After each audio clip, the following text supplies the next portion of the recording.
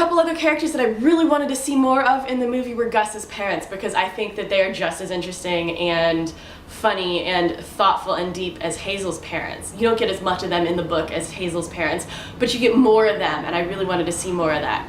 Also, fun fact, the actor who plays Gus's mom in the movie is in real life the mom of a friend of mine, and so I don't actually know her or anything, but that was just kind of a cool little like 3 degrees of separation from me to the movie. On a personal note, both times I saw the movie with my friends and then again with my parents, I almost started laughing at a really inappropriate time when Gus has come home from the hospital and his dad is pushing him in the wheelchair up the driveway. It just made me think of this time in college when my friend Annika injured herself during a theater production and I had to go pick her up from the hospital.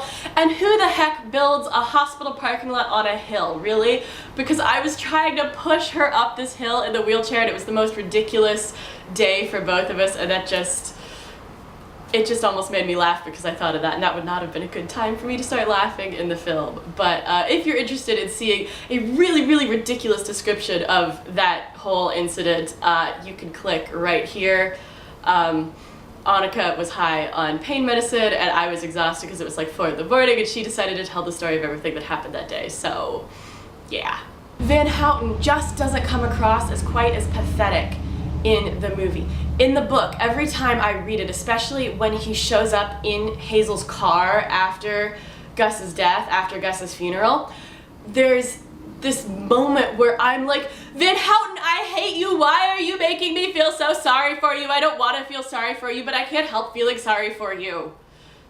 And I didn't have that in the movie. You know, Willem Dafoe did a great job, but I just think that the writing was not there. The material wasn't there for him to put that across. Prior to seeing the movie, I read a review of the movie in Time magazine, and I don't know whether the reviewer had read the book or not. I'm gonna guess he hadn't. He had a big problem with the scene at the Anne Frank house. He said it was mawkish and overly dramatic, melodramatic, and that, you know, it was comparing cancer to the Holocaust, and like, he said that it was just a really awkward, poorly done scene, and I was like, no, that's not what it is at all. It's clearly a scene about Hazel contemplating mortality and, you know, short lives, and when you get Hazel's monologue in the book, you get all of this extra layer in the Anne Frank house scene that makes it so beautiful and wonderful, and it makes their kiss really, really great, because Hazel's like, oh my gosh,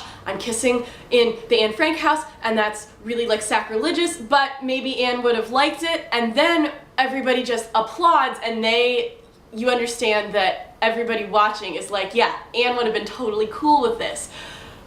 But that doesn't happen in the movie without Hazel's inner monologue. I see what that reviewer was saying. It is kind of awkward and clunky. It's not as well received, I think, not as well pulled off without Hazel's inner monologue. It does seem kind of mawkish and melodramatic, and the kiss is super awkward with the way everybody kind of like looks at each other and then starts applauding. Ugh, it just didn't do it. So on the whole, the movie was pretty good. I really liked a lot of the details. I loved the Jesus latch hook rug in The Literal Heart of Jesus. I thought Mike Birbiglia was great. I really liked the support group scenes, and, you know, the use of Funky Bones still being in there, and there were some really, really beautiful moments, but then there were some moments that really fell flat for me, and I was just hoping for more of that, especially given all the hype and everything. But, you know, hype just is hype. That was eloquent.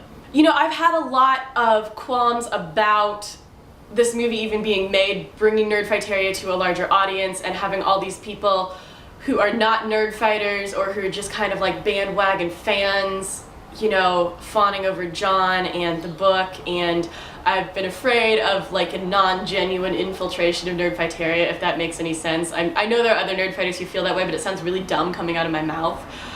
But I feel like in the end, all of this was worth the pineapple for John to get this kind of recognition, for YA Lit to get a really good movie made out of a really excellent book, for the cancer movie genre to have this really smart, intelligent, complex addition to its ranks, and for nerd fighters to have this opportunity to be showcased to the world, to, you know, share what we are, what we're all about, and the great things that we do. So I'm interested to hear what you thought of the movie. Please leave your reviews down below for me in the comments, or let me know if you've made a video review and I will go watch that.